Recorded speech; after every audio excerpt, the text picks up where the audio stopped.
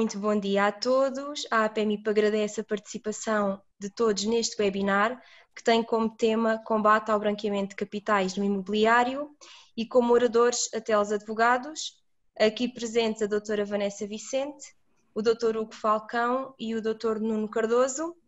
O webinar permite colocar questões através da funcionalidade Q&A, que vejo que alguns de vós já utilizaram. Estas questões serão depois respondidas, aquelas que forem possíveis, no final da apresentação. E, aberta a sessão, passo a palavra aos oradores. Vou só permitir que partilhem o ecrã e agradeço a vossa participação uma vez mais e a colaboração da Teles Advogados. Muito bom dia a todos. Em primeiro lugar, gostaria de agradecer o convite que a APMIP endereçou à Teles para a realização deste webinar e de dar os parabéns à APMIP por mais esta útil iniciativa, na sequência de outras que a APMIP tem vindo a promover e que muito interesse tem despertado. Neste webinar, a Teles propõe-se abordar o tema das medidas de combate ao branqueamento de capitais e financiamento do terrorismo, designadamente no setor imobiliário. E, para nos falarem desta problemática cada vez mais atual e que inúmeras questões cada vez mais suscita, temos connosco o Hugo Falcão e a Vanessa Vicente Bexiga, ambos advogados na Teles e meus colegas de escritório, que gostaria de apresentar seguidamente. O Hugo Falcão desenvolve a sua atuação nas áreas de litigância e arbitragem e, nos últimos anos, tem igualmente assessorado juridicamente dossiês importantes e com relevo nas áreas de prática de penal, controle nacional e compliance. Por sua vez, a Vanessa tem vindo a desenvolver essencialmente a sua atuação nas áreas de imobiliário, de construção e urbanismo e é por isso uma profissional muito familiarizada no âmbito do branqueamento de capitais e das várias questões que o tema encerra. Para enquadrar o que irá ser dito a seguir e considerando o momento histórico que estamos a viver, parece-me importante referir que a situação excepcional provocada pela pandemia do Covid-19 e o impacto transversal em várias áreas da atividade económica, em particular nos setores comercial, imobiliário e financeiro, têm vindo a criar obstáculos ao cumprimento das diversas obrigações regulatórias a que as entidades obrigadas se encontram adstritas, no âmbito do combate ao branqueamento de capitais e no combate também ao financiamento do terrorismo. O facto é que, sem prejuízo da tendência de abrandamento das economias, existe o sentimento geral de que as atividades ilícitas não só irão persistir, como serão mesmo potencialmente agravadas pela pandemia, o que deu já à causa várias recomendações de entidades internacionais, europeias e nacionais, no sentido de prevenirem a possibilidade de determinados agentes criminosos tentarem explorar a atual situação pandémica através de várias práticas fraudulentas, sobretudo e em especial nos domínios do cibercrime, das burlas e do branqueamento de capitais. Disso são exemplo as recentes recomendações do Grupo de Ação Financeira Internacional, o GAFI, da Autoridade Bancária Europeia e, entre nós, do Banco de Portugal e da CMVM. Estas recomendações destinam-se, no essencial, a que, em primeiro lugar, as entidades obrigadas permaneçam atentas às técnicas de branqueamento de capitais e de financiamento de terrorismo que possam sofrer alterações devido à recessão económica.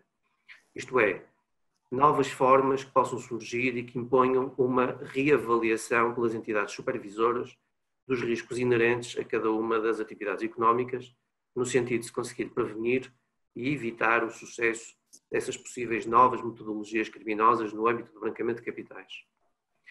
Em segundo lugar, essas recomendações têm visado que as entidades obrigadas, portanto entidades financeiras e não financeiras, além de continuar a monitorizar as transações e a prestar especial atenção a quaisquer padrões comportamentais pouco usuais ou suspeitos, estejam atentas aos fluxos financeiros envolvidos nas transações económicas, designadamente quando esses fundos provenham de pessoas ou de empresas inseridas em setores que enfrentam a recessão económica provocada pela Covid-19 e que, não obstante, mantenham um similar volume de movimentação de capital na ausência de uma atividade económica real compatível, ou seja, como se não estivéssemos a viver este período de enorme turbulência e dificuldade geral. Entretanto, veremos no curso desta exposição qual o âmbito de aplicação objetiva e subjetiva das medidas de combate ao branqueamento de capitais e será anunciado e desenvolvido o conjunto alargado de deveres preventivos que a lei define e que subordinam o modelo de atuação das entidades obrigadas ao seu cumprimento, assim como o regime sancionatório associado ao eventual incumprimento de tais deveres preventivos.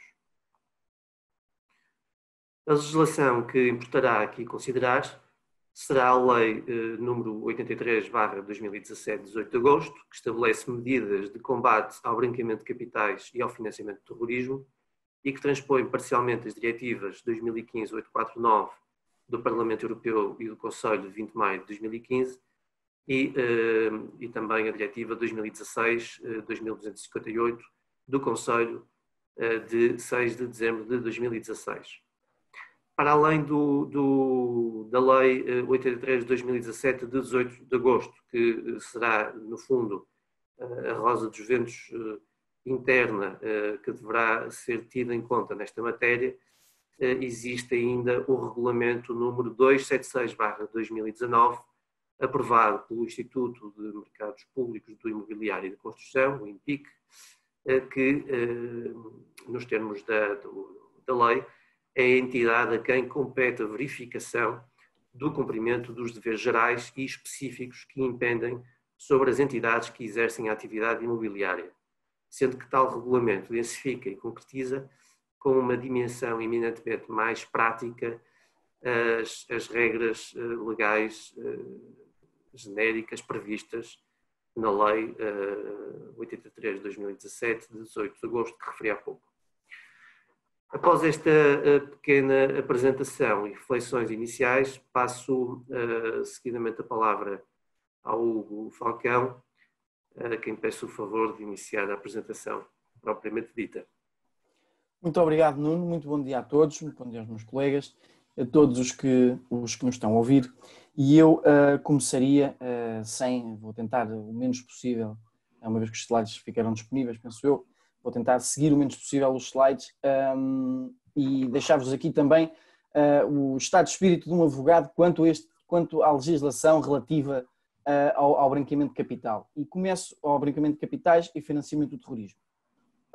Logo aí, estamos a tratar de duas questões completamente diferentes e que, da nossa perspectiva, pelo menos da minha, creio que merecem, dependendo do crime a que respeita o branqueamento, que é será um crime acessório porque depende da prática de outro, são coisas completamente diferentes e obviamente eu, como disse o Nuno, tenho uma vertente e trabalho mais com criminalidade económica e já tive várias situações de crime de branqueamento de capitais e espero nunca na minha vida lidar com uma situação de financiamento ao terrorismo. Acho que há advogados que fazem vidas inteiras sem tratar de um crime desses e espero que assim seja.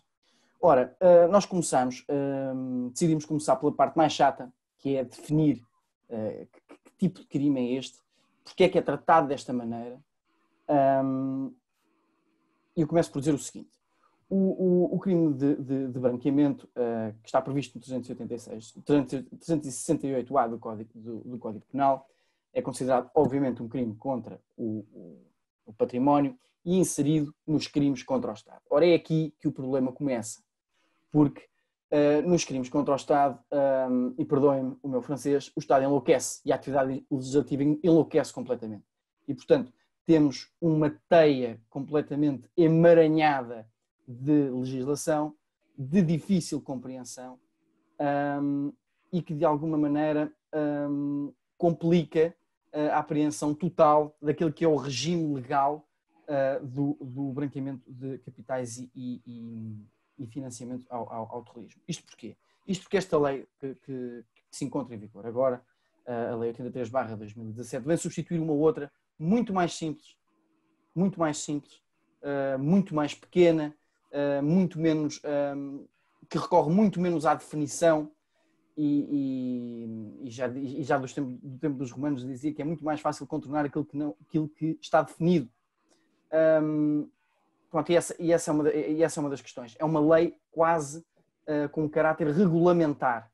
É a lei que vai ao limite dos limites, olhando-se para a própria lei, quando ela descreve os comportamentos que devem integrar, que integram este tipo de ilícito, é feito através de linhas que vai até à RRR, salvo erro. Portanto, imaginem o tipo de ilícito, o tipo de comportamentos que temos que considerar e que temos que andar a pescar para perceber se efetivamente ocorre ou não um tipo de crime de branqueamento. E, portanto, eu queria começar por aqui porque de alguma maneira eu gosto de pensar, e vou fazer aqui uma analogia um bocadinho negra, eu gosto de pensar no tipo de crime de branqueamento para que não se entenda que é um crime quase sem vítima, é um crime, pensem na ocultação de cadáver. Para existir uma ocultação de cadáver tem que existir um homicídio, independentemente de se estamos nós a praticá-lo ou não. Portanto, o crime de branqueamento de capital é um crime que adora a companhia. Portanto, não existe crime de branqueamento de capital sem um crime anterior que origine fundos ou fluxos ou vantagens que determinem a necessidade de um agente criminoso a branquear os proveitos de um crime. Ou seja, e branquear, lavar esse dinheiro, significa reintroduzir na economia legítima os proveitos de uma atividade criminosa, seja ela qual for. Nós estamos habituados a ouvir branqueamento, burla e branqueamento, roubo e branqueamento. Portanto, há esta componente que é preciso que não seja esquecida. Portanto, de alguma maneira, é um crime contra o Estado, é um crime contra a realização da justiça, sendo que o bem protegido é a boa aplicação da justiça e, na minha perspectiva, é aquilo que o legislador mais tentou proteger, a sanidade dos circuitos económicos, financeiros e políticos, porque de alguma maneira o crime de branqueamento fecha o ciclo de determinada atividade criminosa. Portanto, um primeiro crime é praticado e o branqueamento de alguma maneira limpa o rasto financeiro que resulta dessa atividade, tornando, a partir do momento em que o dinheiro se torna legal e se reintroduz na economia legítima, é muito mais difícil segui-lo e apanhar o agente de crime.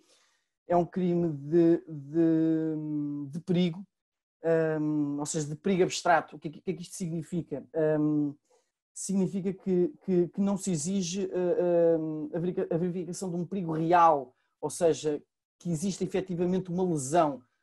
Mal comparando, é como não usar cinto de segurança. Eu já estou a cometer um ilícito, mesmo que não aconteça absolutamente nada. Pronto, para terminar esta parte inicial e este meu, de alguma maneira, este meu desabafo quanto ao facto de ser, efetivamente, minha opinião, que estamos em face de má técnica legislativa,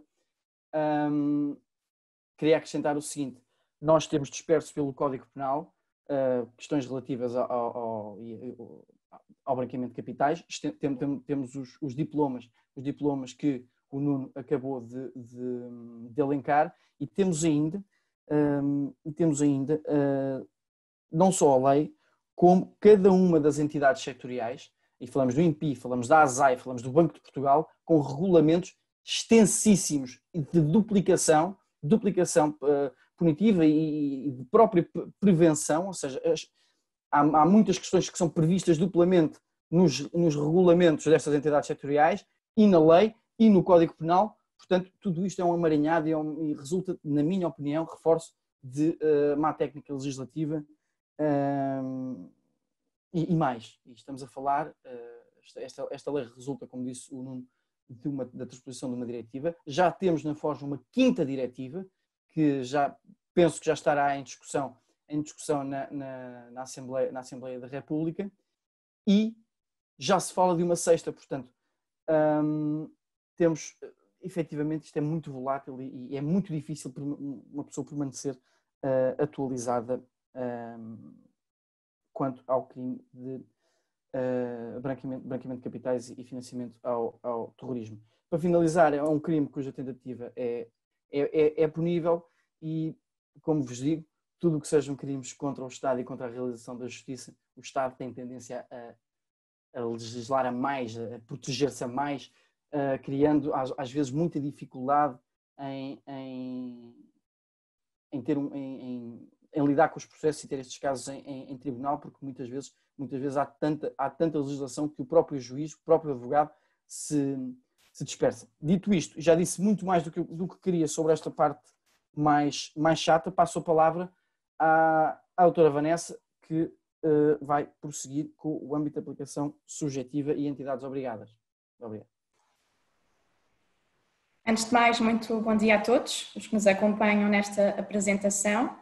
Agradeço também o convite da APMIP pela oportunidade, de facto, que nos deu de apresentarmos este tema, que, como também referiu o meu colega Nuno, vai estar cada vez mais presente nas nossas vidas e vai ser cada vez mais um tema atual e discutido.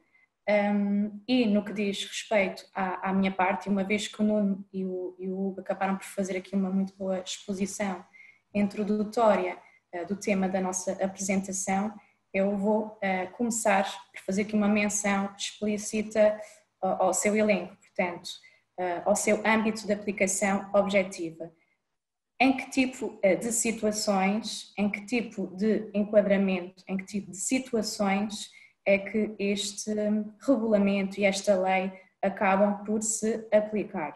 Irei, de facto, na minha apresentação, concretizar as disposições e as regras que são aplicáveis, identificá-las e tentar explicá-las da forma mais breve possível, porque, tal como disse o meu colega Hugo, de facto, estes diplomas são extensíssimos, muitas vezes repetitivos, e torna-se muito difícil fazer aqui uma apresentação muito sintética, sem esquecer ou sem detalhar tudo e mais alguma coisa. Portanto, em primeiro lugar, temos de perceber de facto que tipo de operações é que têm de ser consideradas como enquadradas neste diploma e quem de facto está abrangido pelo cumprimento do mesmo. Estes diplomas, como já percebemos, zelam pelo cumprimento dos deveres de prevenção e combate de branqueamento de capitais e de financiamento do terrorismo numa área muito específica que é o setor imobiliário. E, portanto, tratando-se do setor imobiliário, acabamos aqui por ter de cingir a que tipo de atos no setor imobiliário que estão aqui enquadrados. A título exemplificativo, a mediação imobiliária, a compra para revenda ou permuta de imóveis, a promoção imobiliária, o arrendamento de bens imóveis. Ou seja, estes diplomas visam, de facto, aqui prevenir e combater o branqueamento de capitais no setor imobiliário. Mas a quem, de facto, é que se aplicam estas regras? Quem é que tem o dever e a obrigação de cumprir este normativo? A lei começa, desde logo, por definir como entidades obrigadas, entidades financeiras e não financeiras. Dá aqui um aspecto de que tudo está incluído, todas as pessoas estão incluídas. É um termo muito geral. E como todos, enfim, nós sabemos também pela nossa experiência pessoal, não só profissional, que inicialmente o compliance estava muito associado às entidades financeiras, ou seja, aos bancos. Quando abríamos uma conta bancária ou quando praticávamos um determinado ato financeiro, eram-nos colocadas, e são ainda, como é óbvio, colocadas várias questões de forma a fazer aqui o dito compliance. Neste momento e desde o aparecimento, portanto, desta legislação, de facto começou a ser imposto um compliance a entidades não financeiras. A lei, e também para poder aqui especificar o que é que são essas entidades também não financeiras, também o faz por referência às entidades financeiras, estão aqui abrangidos os auditores, os contabilistas certificados e consultores fiscais, os advogados, os solicitadores, os notários, entre muitos outros que não vou aqui, de facto, discriminar. E, portanto, estas entidades são de facto obrigadas, desde que estejam a praticar atos no âmbito de uma atividade que esteja ligado ao setor imobiliário, repito. Por referência aqui a estes últimos, aos advogados, aos solicitadores, aos notários e outros profissionais, encontram-se de facto abrangidos pelo cumprimento destes diplomas quando de facto estejam aqui em causa, a título exemplificativo, porque de facto existem inúmeras. Como já dissemos e repetimos, é uma legislação gigantesca e demasiado ampla para estar aqui a ler todas estas linhas. Coloquei aqui algumas que irei discriminar. Operações de compra e venda de bens imóveis, estabelecimentos comerciais ou participações sociais, creio que seja a mais habitual neste tipo de setor.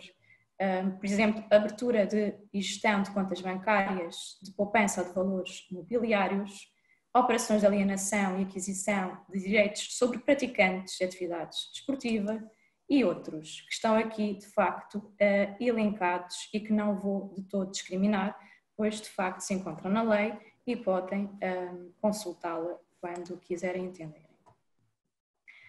As entidades obrigadas, no âmbito da sua atividade desenvolvida e ligada ao setor imobiliário, têm de cumprir várias obrigações, como temos vindo a dizer, que se refletem por serem deveres. Deveres que aqui elencamos e que permitam discrimine, porque estes de facto têm a sua relevância de discriminação, que são o dever de controle, de identificação e diligência, de comunicação, de abstenção, de recusa, de conservação, de exame, de colaboração, de não divulgação e de formação. E, portanto, de seguida, a nossa apresentação, de facto, vai consistir em explicar o que é que cada um destes deveres consiste e como é que eles devem ser aplicados na prática. As entidades obrigadas passam aqui a ter uma função de controle. Mas controle de quê? De que tipo de atos? Em que é que consiste? Em primeiro lugar, a entidade obrigada deverá de facto controlar o cumprimento das regras impostas por estes diplomas que temos vindo aqui a mencionar. Este é de facto o dever de controle mais relevante. Tem de confirmar se está a ser cumprido pelos seus trabalhadores, pelos seus colaboradores e por ele próprio, como é óbvio, e para além disso, e para conseguir confirmar que de facto estas normas legais ou regulamentares estão a ser cumpridas, vai estipular aqui um modelo de avaliação de risco. Em que é que consiste essa avaliação de risco?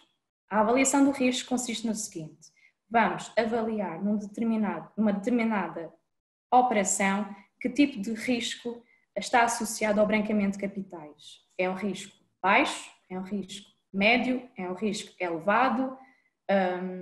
Vai ter que se aferir de facto este tipo de risco, o que, como bem sabem, é sempre muito subjetivo. E, portanto, temos o auxílio de determinados fatores meramente indicadores, de suspeição, também da nossa vida prática e do comum, do bom senso, também nos poderá ajudar, mas temos de facto, e como o meu colega mais tarde irá fazer essa referência, e não me vou alongar sobre este aspecto por essa razão, existem indicadores de suspeição que são indicados a título meramente explicativo no regulamento. E, portanto, é com base nestes indicadores, é com base no senso comum também do ser humano, que se vai estipular aqui um modelo de gestão do risco, de forma a que a entidade possa cumprir esta legislação.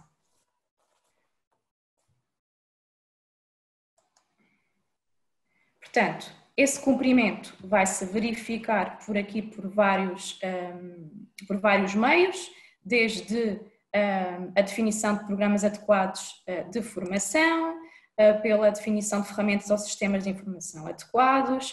A lei, de facto, identifica aqui vários meios para atingir o fim, que é o de cumprir os deveres e o cumprimento desta legislação.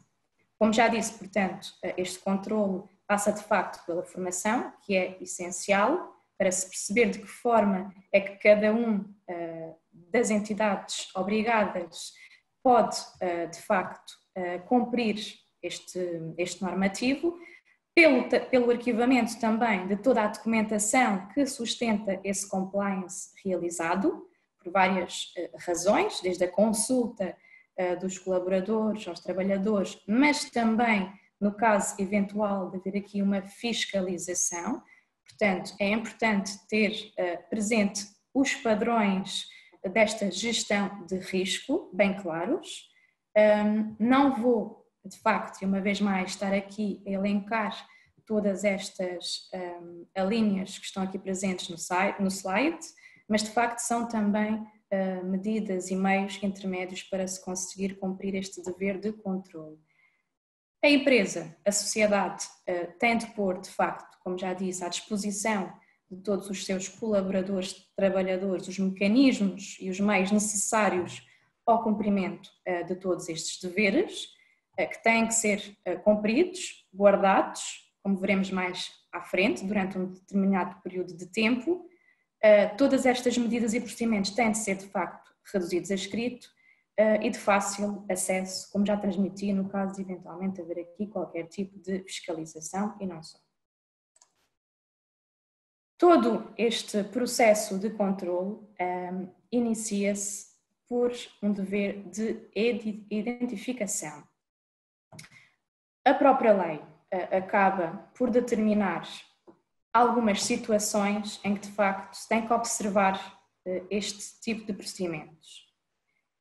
Eu dividiria aqui estas duas alíneas A e B por serem deveres de identificação e a linha C e D por ser um dever de diligência, ou seja, sempre que existe aqui uma relação de negócio ou que se efetua transações ocasionais nos termos aqui identificados, devem ser feitos procedimentos de identificação, que mais tarde veremos o que é que significam.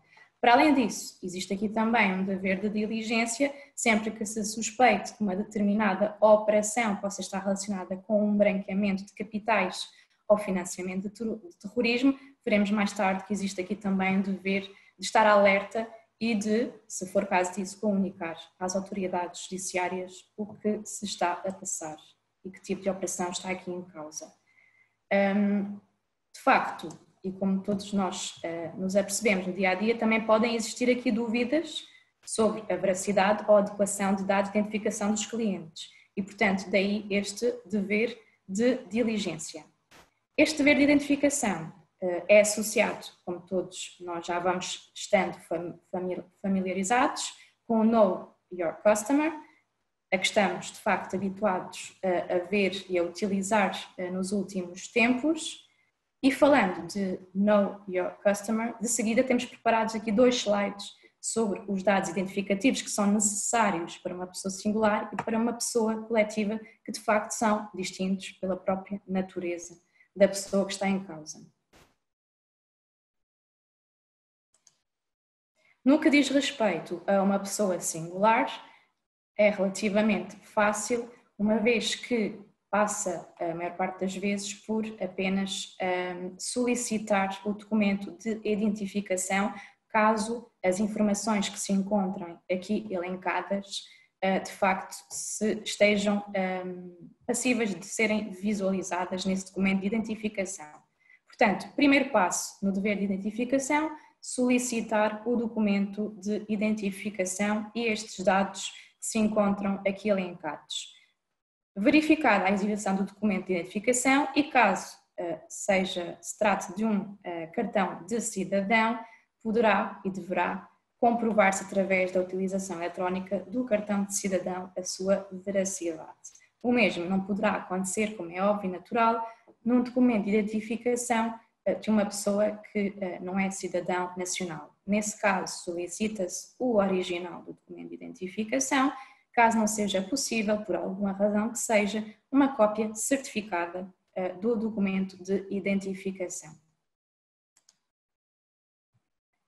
Relativamente às pessoas coletivas, à semelhança das pessoas singulares, pede-se aqui o documento salvo seja, de identificação, ou seja, a certidão comercial, que é o documento de identificação da pessoa coletiva, onde estarão, regra geral, todos estes dados que aqui estão elencados. Caso não estejam, terão que colocar, de facto, essa questão para poder identificar todos estes elementos.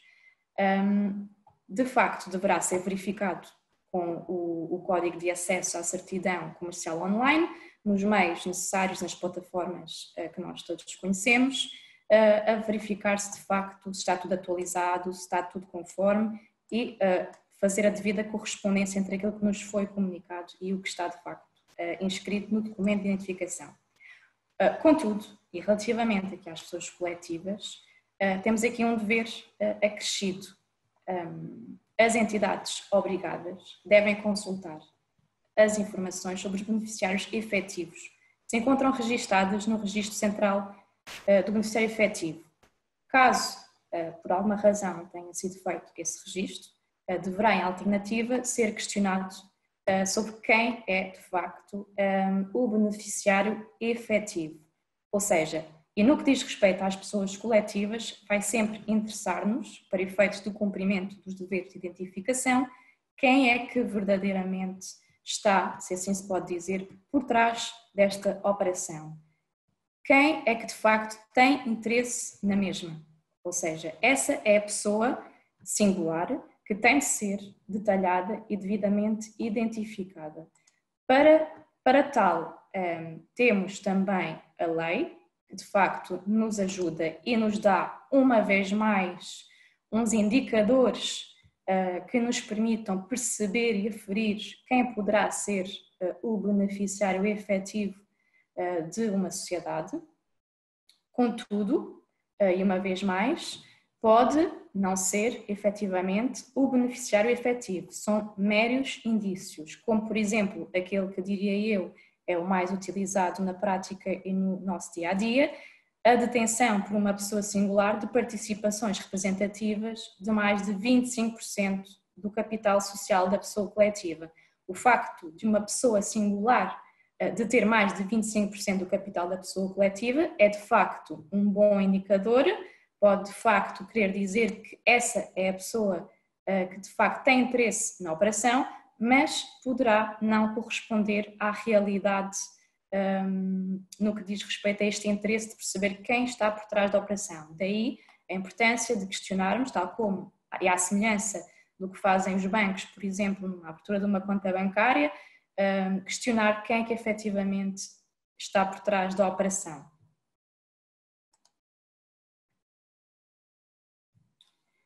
Existem, ainda assim, algumas exceções que foram estipuladas pela lei para que permitisse a não verificação da identificação dos clientes. Contudo, estas alíneas que estão aqui na primeira parte do slide têm de ser cumulativamente verificadas. Se assim não fosse, e como percebem da linha A, seria sempre muito fácil escapar, se assim se pode dizer, esse dever de verificação de identificação.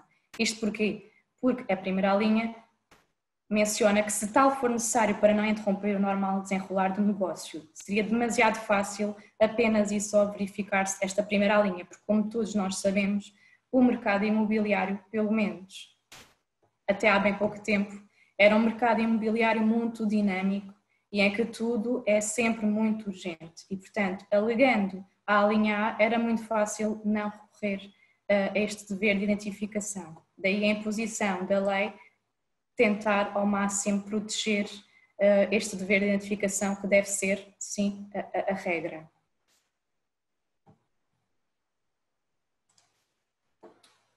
Dever de comunicação. Como disse anteriormente, mais do que o dever de controle, as entidades obrigadas são autênticos colaboradores das entidades judiciárias, nesta dita caça ao branqueamento de capitais. As entidades obrigadas passam a ser auxiliares, se assim se pode dizer, da justiça e têm de facto a obrigação de comunicar, de denunciar este tipo de comportamento às autoridades judiciárias. Portanto, comunicar todas as operações, os comportamentos que entenderem suspeitos da prática do crime. Nem necessita de haver concretização, basta mera suspeição. Dentro deste dever de comunicação, para além desta informação às entidades judiciárias, também existe aqui outro dever de comunicação, que é o dever de comunicação ao INPIC de uma determinada atividade imobiliária. Este formulário que coloquei aqui trata-se do anexo A, que apenas incide sobre a comunicação da atividade imobiliária, ou seja, eu inicio uma atividade imobiliária e tenho de automaticamente, se assim se pode dizer, registar no site do INPIC como entidade que está a praticar atos ou de mediação, ou de compra, venda, compra para revenda ou permuta de imóveis, promoção imobiliária, o que seja no âmbito desta atividade. Vai automaticamente gerar aqui uma área pessoal que é precedente a um registro prévio. Depois deste registro inicial, vão-se iniciar outro tipo de procedimentos. Vai ser necessário haver uma comunicação de elementos de cada transação imobiliária efetuada. Estes procedimentos de identificação devem ser efetuados em momento anterior ao da realização das transações.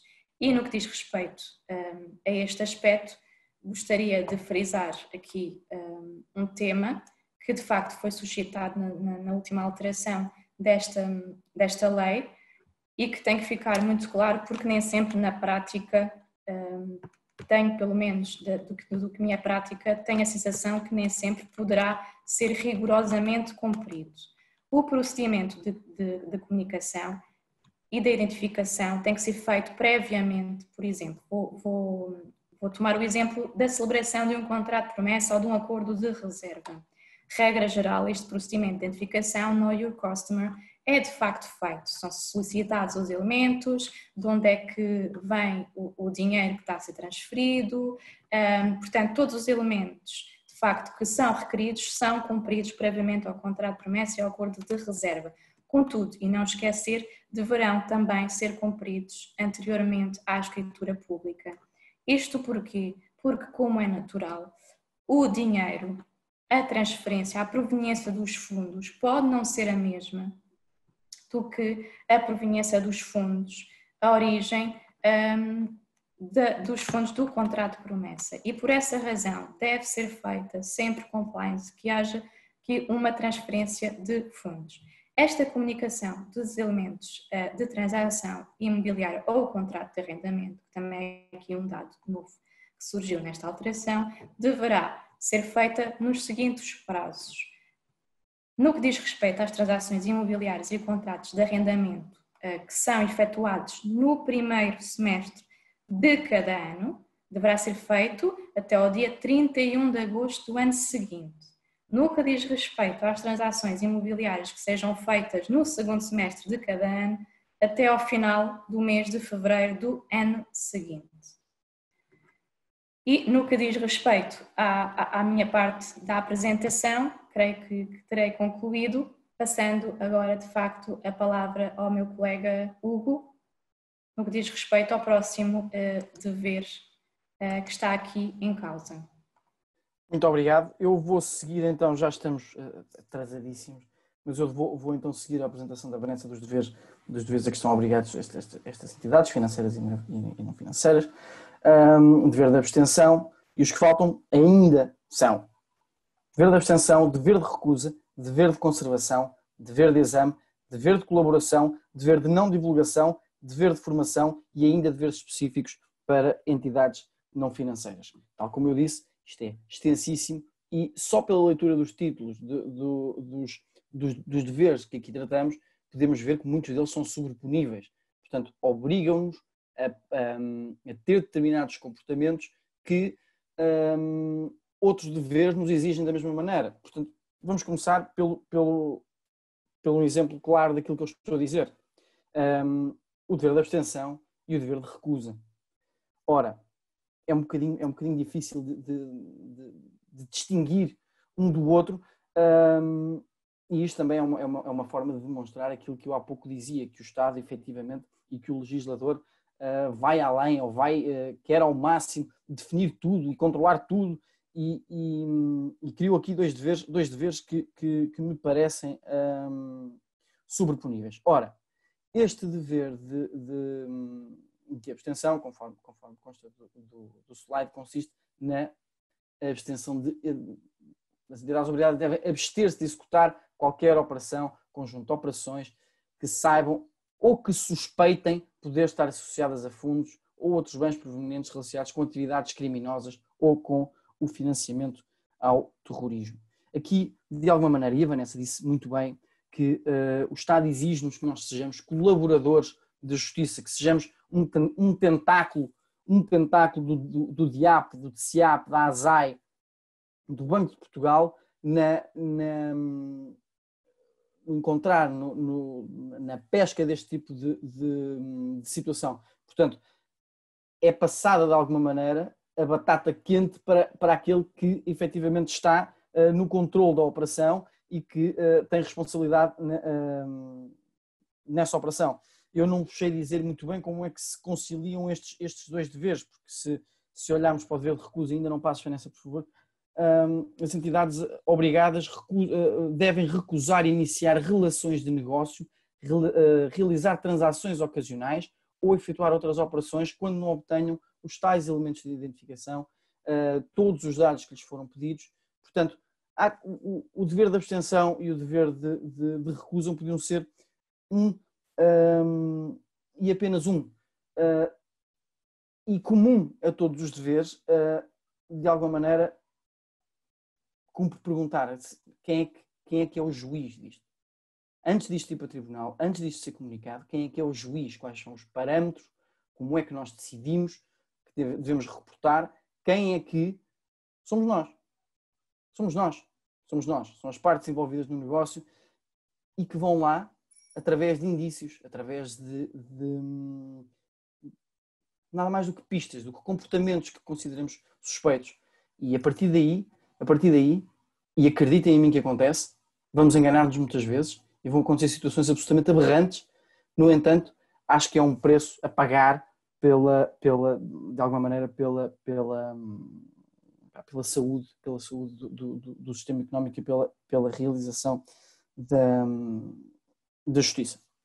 Portanto, quanto ao dever de abstenção e dever de recusa, eu vou dá-los por falados, por encerrados, porque também já não temos assim tanto tempo e eles são muito, muito parecidos.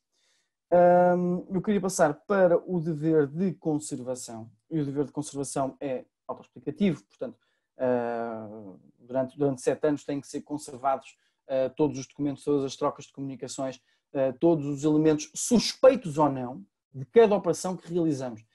Esta obrigação de guarda e de conservação destes elementos não tem que ser física, pode ser digital, desde que seja seguro e que esteja disponível para, de alguma maneira, se nos for solicitado, na eventualidade de não se tratar de um caso que é suspeito, que nos suscitou alguma questão, se nos for solicitado esses elementos pelo DIAP, pelo TCIAP, pela ASAI, seja por quem for, nós os tenhamos à mão para os ceder e somos obrigados a fazê-lo. Já direi mais à frente qual será a consequência para a não colaboração, seja no dever de conservação, seja no dever de recusa, de conservação, de exame, qualquer um deles. Portanto, são 7 anos de conservação em suporte digital ou físico, pelo que pouco mais haverá a acrescentar nesta fase. Vamos ao dever de exame. O dever de exame, na minha opinião, é aquele que é mais complicado de se cumprir, nomeadamente no calor de uma transação imobiliária ou no calor de uma operação, porque exige de alguma maneira quase uma due diligence, uma atenção ao pormenor, ao comportamento do cliente, a atos que de alguma maneira demonstrem a intenção de praticar ou ocultar um crime, os proveitos de um crime através do branqueamento de capitais. Existem um sem número de indicadores ou de condutas que podem ser consideradas suspeitas, e estas condutas obviamente não são cumulativas, são de alguma maneira indiciárias. São indiciárias. Portanto, por exemplo, este dever de exame consiste então no dever de examinar estas condutas, atividades e operações cujos elementos caracterizadores tornem suscetíveis de poder estar relacionadas com fundos ou outros bens que provenham de atividades criminosas. Isto é um exercício sempre subjetivo. Será sempre subjetivo.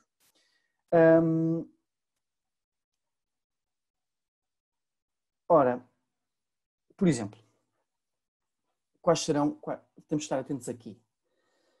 Quando, por exemplo, os clientes atuam através de terceiro, através daquilo que nós chamamos um testa de ferro, quase de alguma maneira sentindo-se comprometidos com a identificação da identidade desse terceiro, ou quando efetuam repetidamente operações de montante abaixo daquele que obriga a uma comunicação. Ou se num curto espaço de tempo efetuam variedíssimas operações, constituem várias sociedades, e isso não se enquadra no comportamento ou no portfólio de imóveis ou no portfólio de operações que esse cliente já tem, e muitas vezes isto é difícil tanto para mediadores imobiliários como para promotores, como para advogados, porque muitas vezes nós não conhecemos o cliente até aquela altura. Por isso é que os deveres que a Vanessa há pouco identificou de KYC, de conhecer o cliente, são importantíssimos para também nós fazermos esse exame prévio. Outra bandeira, outro red flag importantíssimo é não descobrir preço. Não saber se não está pura e simplesmente interessado no estado do imóvel, se é um T2, se é um T3, onde é que está localizado, manda lá alguém ver o imóvel. Portanto, não apresenta interesse na tipologia do imóvel, nas características. Por outro lado, se nós estamos a representar ou assistir o vendedor, eu estou pura e simplesmente a dar exemplos, isto é uma lista extensíssima, estávamos aqui até a hora do almoço. Se o vendedor, por exemplo, vende muito abaixo do preço ou consideravelmente abaixo do preço, sem razão aparente para tal.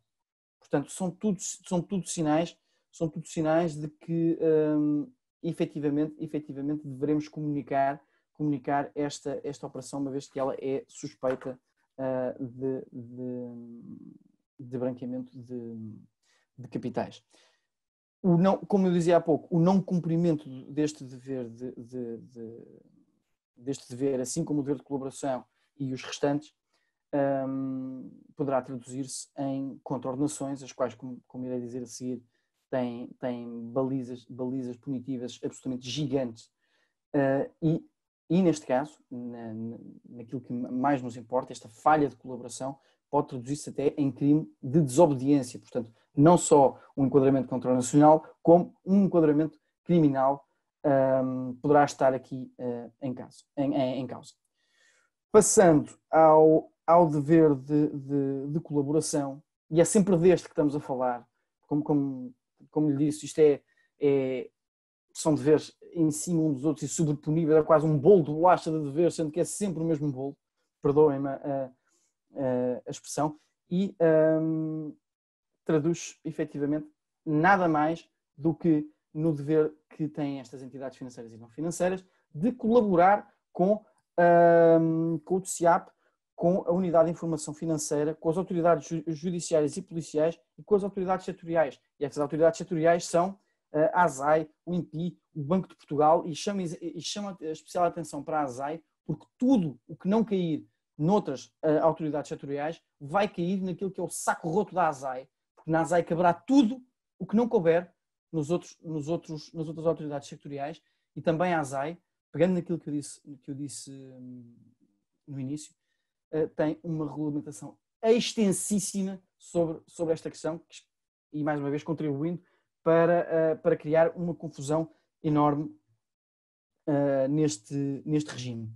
O que é que eu diria? Pronto, as obrigações estão aqui elencadas. Este dever de colaboração de alguma maneira, pressupõe que a investigação já tenha sido de alguma maneira iniciada, e somos nós, enquanto advogados, enquanto promotores imobiliários, agentes imobiliários, que somos abordados por uma autoridade policial ou pelo DIAP ou pelo DCIAP para prestar informações, e estamos obrigados a fazê-lo, com exceção, os advogados têm uma exceção pela própria natureza das funções que desempenham, mas, no geral, estas entidades têm a obrigação de o fazer sob pena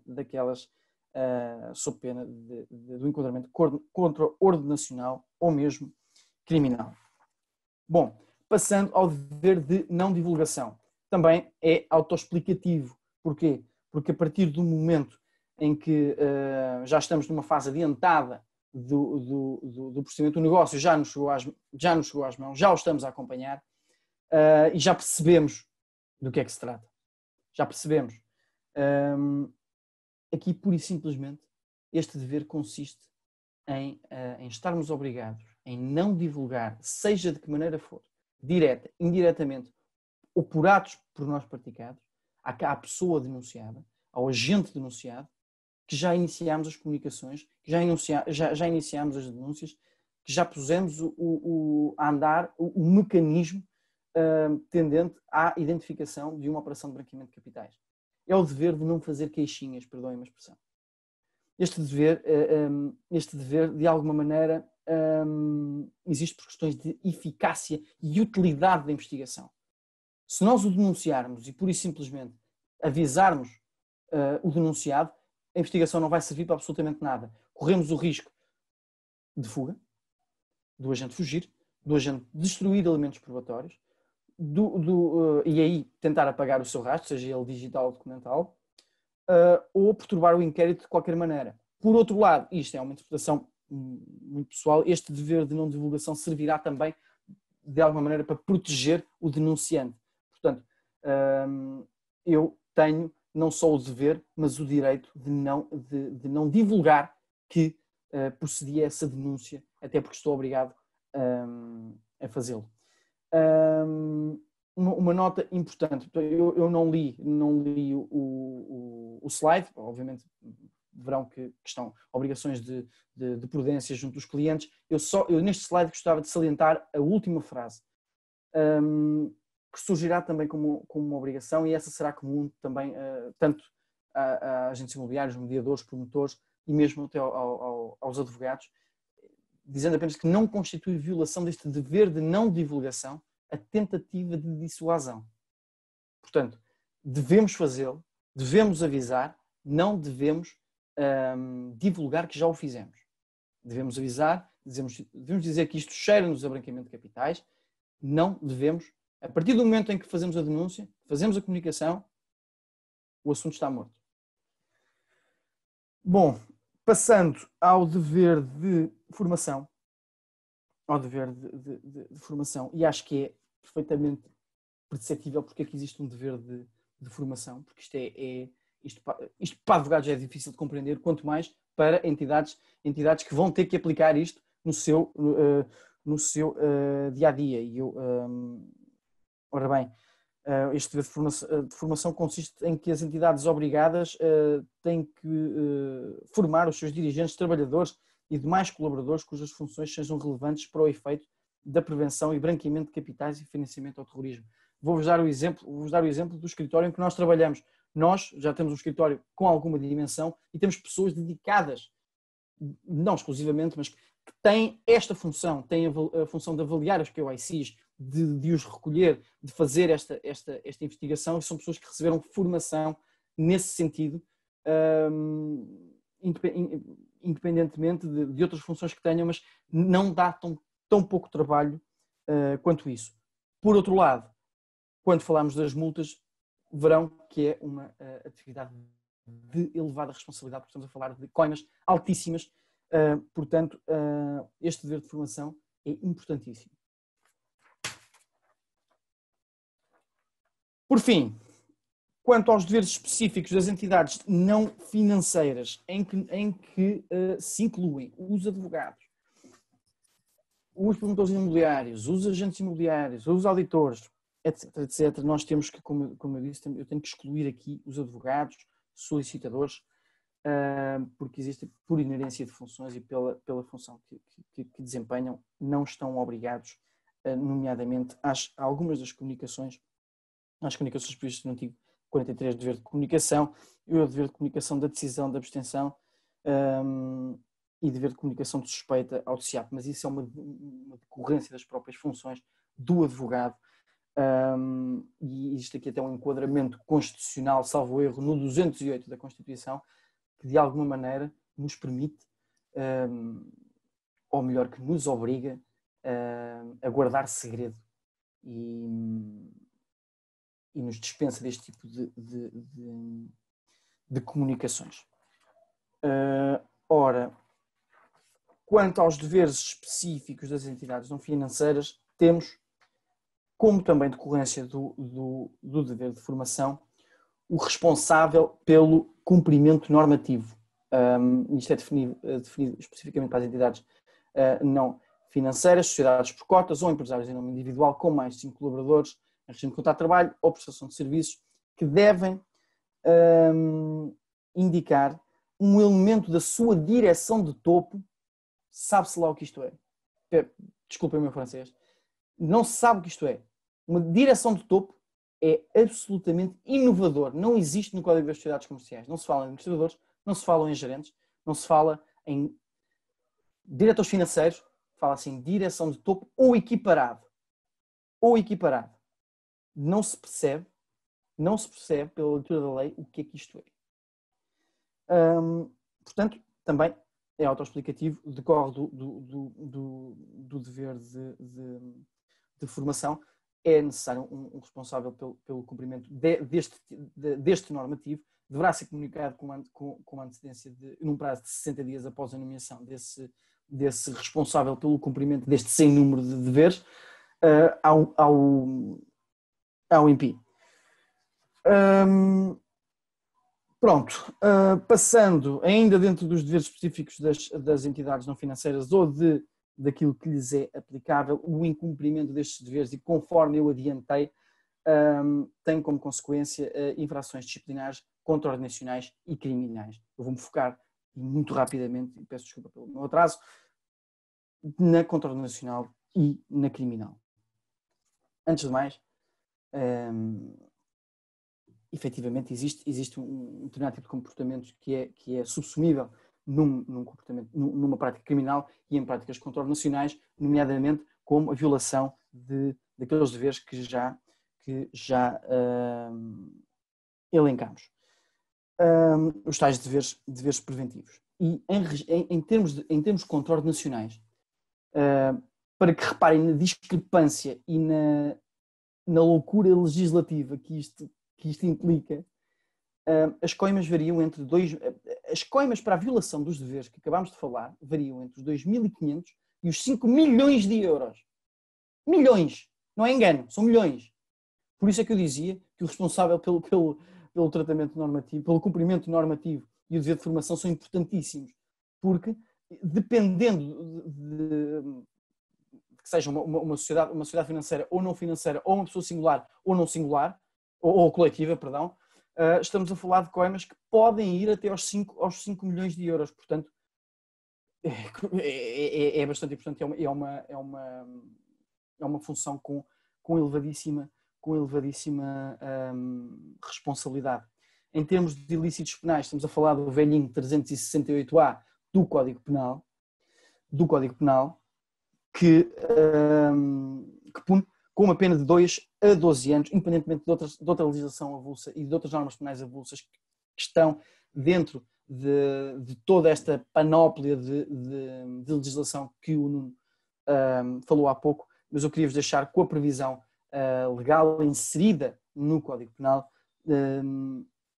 que pune com uma pena de 2 a 12 anos pela prática do crime de branqueamento de capitais, devendo ainda salientar que a pena pode ser agravada num terço se o agente praticar as condutas de forma habitual.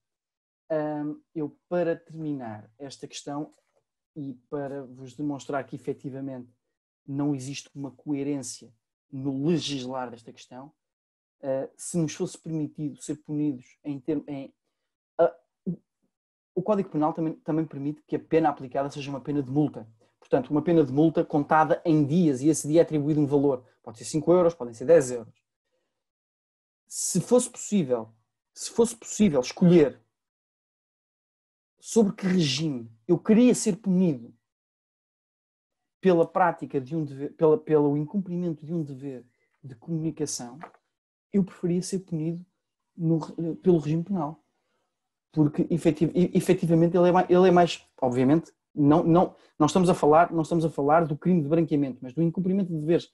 Portanto, o regime sancionatório contra o nacional é absolutamente louco. É muito, muito mais elevado, muito mais penalizador do que aquele que o Código Penal prevê na aplicação de penas de multa. Portanto, de alguma maneira, só para concretizar aquilo que disse sobre má técnica legislativa e confusão naquele que é o regime jurídico do branqueamento e do financiamento ao terrorismo. Eu passaria diretamente... vamos para as tipologias e técnicas mais comuns no setor imobiliário, portanto, os tais elementos indiciários que nos devem levantar uma orelha sempre que nos deparamos com eles, a aquisição de imóveis de valor elevado, comprar ou vender bens imóveis com valores superiores ou inferiores ao seu valor de mercado, a tal utilização de testas de ferro, uso de contas de trânsito ou contas de passagem, que é muito vulgar nos advogados. Olha, deixe-me utilizar a sua conta para isto, deixe-me utilizar a sua sociedade para aquilo. Não, nunca. Isso é um elemento indiciador que estamos perante um negócio a reportar, a comunicar. Pronto, passando para o slide efetivamente em que tratamos dos principais indicadores de suspeição no setor imobiliário, eu penso que já dei de alguma maneira uma passagem, ainda que breve, sobre todos eles, transações realizadas através de terceiros ou testas de ferro, transações iniciadas em nome de uma pessoa e concluídas em nome de outra, sem uma especificação lógica, não é aquele simples do terceiro a designar. Portanto, tem que haver aqui uma explicação lógica, tem que ser uma sociedade relacionada. Operações, como eu já falei, em que as partes não demonstrem interesse pelo imóvel, pelo preço, pela localização, em que pura e simplesmente aquilo que lhes interessa é concluir o negócio para pôr a circular dinheiro na atividade, na economia legítima.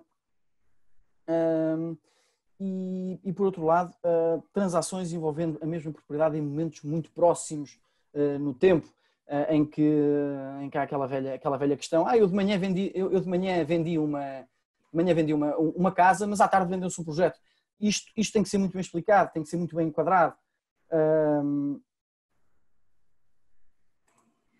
Pronto, e por fim, aumentos significativos no preço ou decréscimos significativos no preço, e todas as transações que envolvam dinheiro em cash, em numerário, portanto, são sempre de desconfiar. Sempre.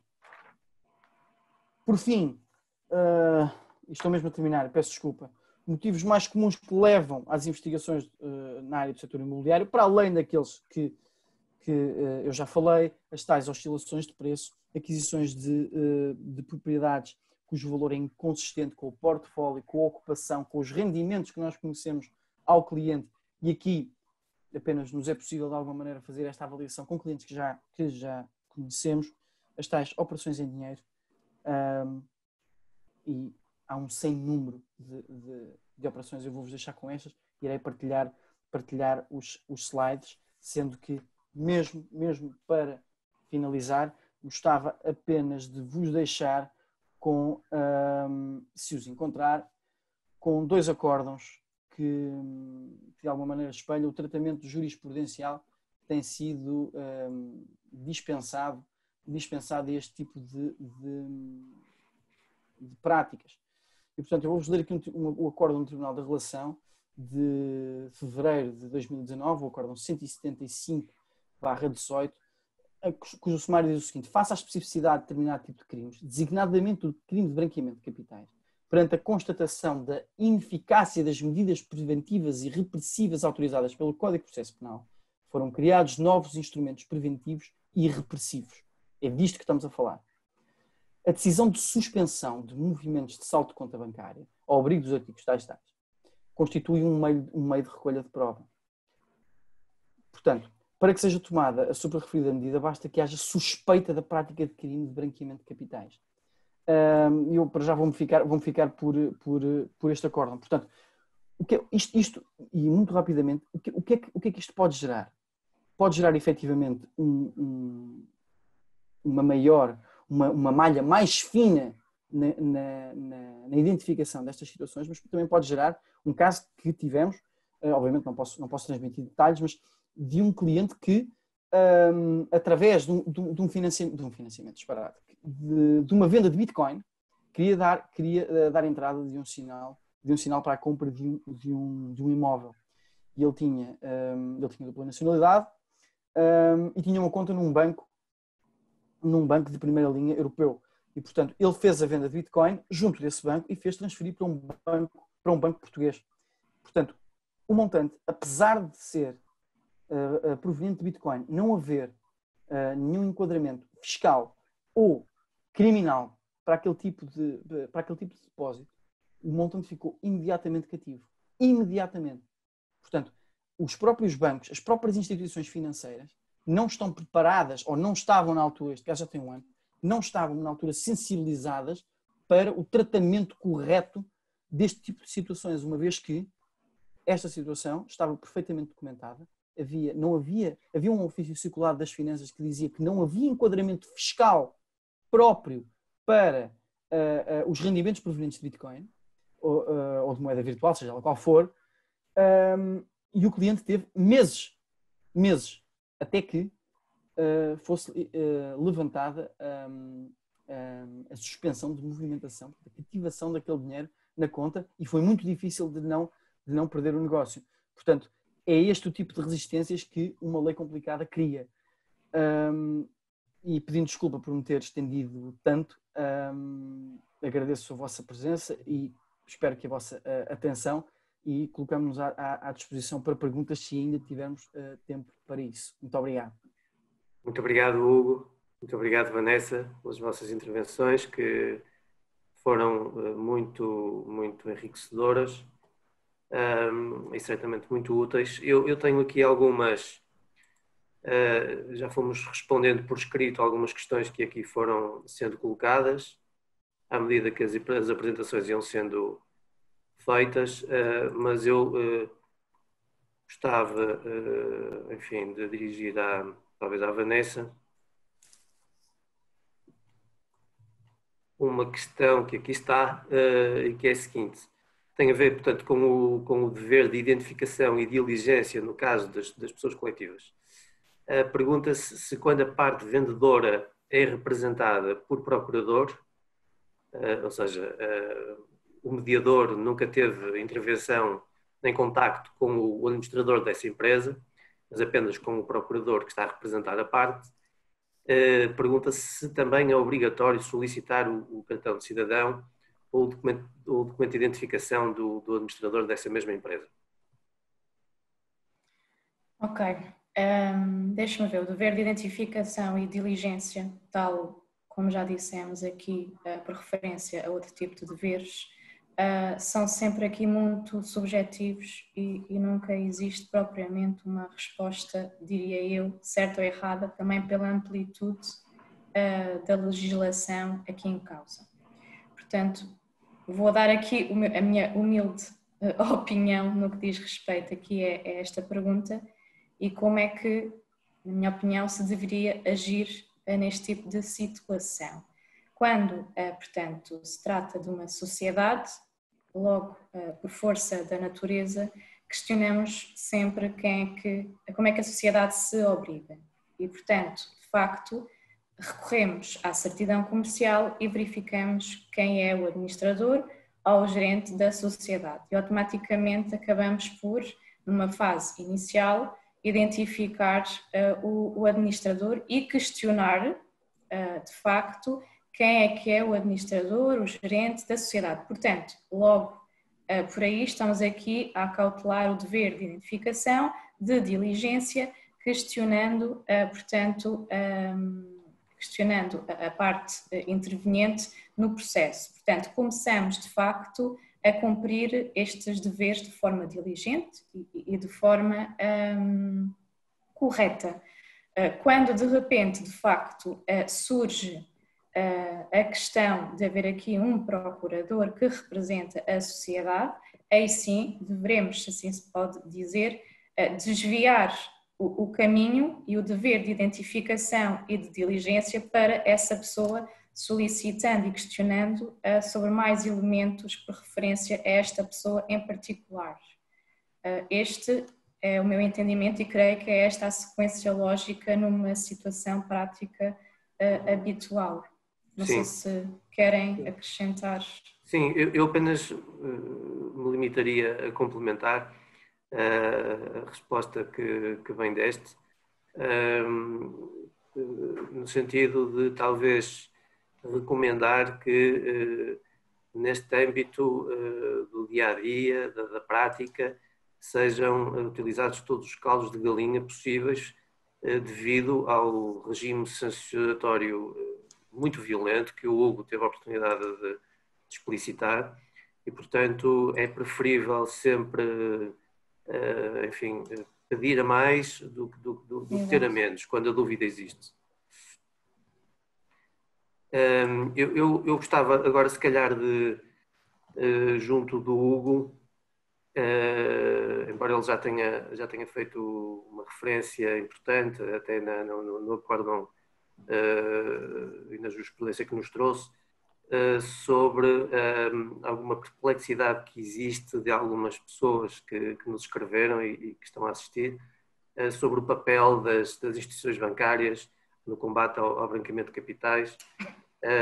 Enfim, e eu tinha selecionado essa questão também. Eu tinha selecionado essa questão do João Matuto, não é? Sim. Eu tinha selecionado essa questão.